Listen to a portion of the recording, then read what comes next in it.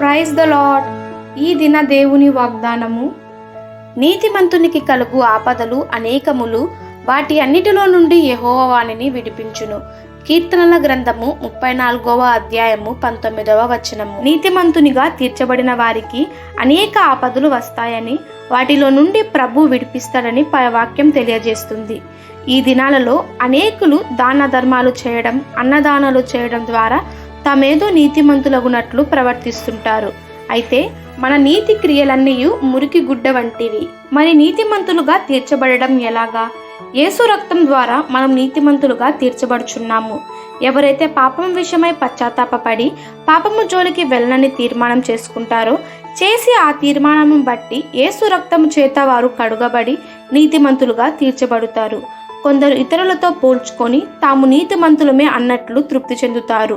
దేవుని సముఖంలో చేసే ప్రార్థనలో కూడా ఒకరితో పోల్చుకొని తమను తామే నీతిమంతులుగా ఎంచుకుంటారు. ఇద్దరు వ్యక్తులు ప్రార్థనకు వెళ్లారు. అందులో ఒకడు పరిసయ్యుడు, మరొకడు సుంకరి.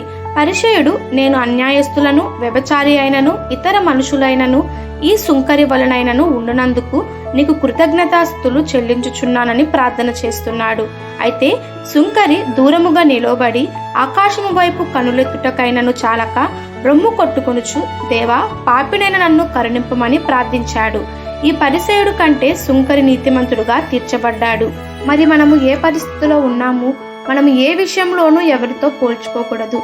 మన ఆలోచన, మన చూపులు, మన ప్రవర్తన యేసయ్య ఎదుట నిలుపుకోవాలి. అప్పుడు మనము ఘోరమైన స్థితిలో ఉన్నామని తెలుస్తుంది. పశ్చాత్తాప పడవచ్చు. కావున నీతిమంతులుగా తీర్చబడి నీతిని అనుసరించిన ఎడల మనము ఆపదలన్నిటిలో నుండి విడిపించబడతాము. ఈ దిన దేవుని వాగ్దానము మనందరి జీవితంలో నెరవేరలాగున ప్రభు కృప మనకి తోడై ఉండునుగాక. ఆమెన్. God bless you.